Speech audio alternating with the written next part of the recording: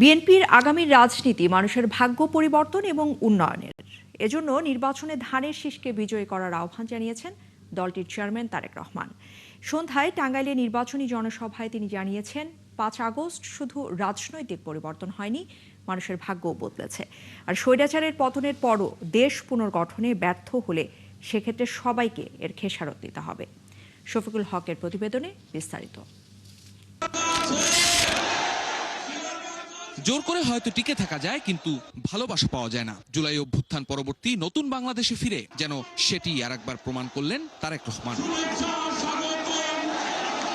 একের পর এক নির্বাচনী জনসংযোগে জনগণের ভালোবাসায় সিক্ত হচ্ছেন তারেক রহমান। দূর দূরান্ত থেকে আসা এসব মানুষের চোখে মুখেও যেন পরিবর্তনের প্রত্যাশা।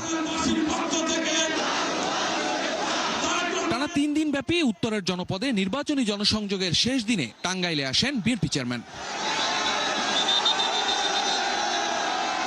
জেলায় তারেক রহমানের এটি প্রথম কোনো রাজনৈতিক জনসভা। দরুন চারজানা বাইপাস এলাকার খোলা মাঠে যখন তিনি সভা মঞ্চে ওঠেন, তখন লোকে লোকারণ্য হয়ে ওঠে গোটা এলাকা।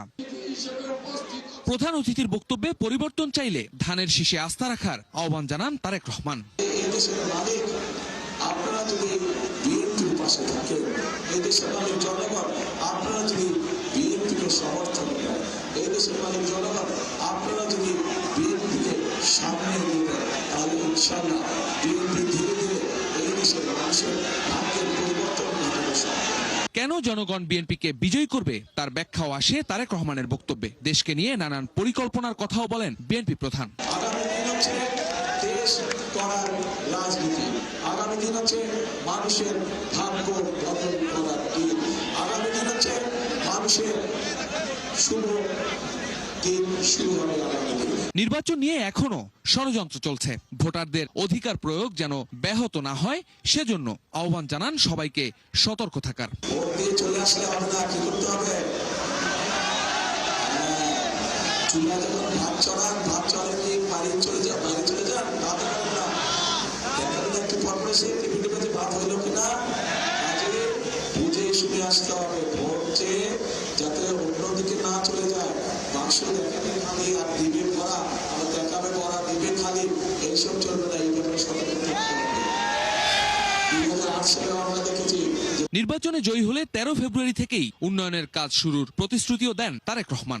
আপনারা ধানের শীষকে বিজয় করলে 12 তারিখে 13 তারিখ থেকে ইনশাআল্লাহ বিএনপি বা ধানের শীষ দেশের মানুষের ভাগ্য পরিবর্তনের জন্য যে পরিকল্পনাগুলো করে রেখেছে, সেগুলো কাজ ইনশাআল্লাহ আমরা 13 তারিখ থেকে শুরু করব।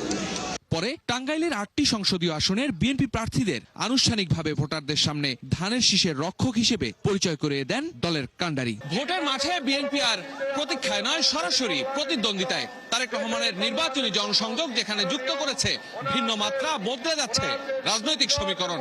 তবে আসছে নির্বাচনে এই বিপুল উপস্থিতি ভোটের মাঠে কতটা প্রভাব ফেলবে তার জন্য অপেক্ষা করতে হবে 12 তারিখের নির্বাচন পর্যন্ত। শফিকুল হক, 71, টাঙ্গাইল।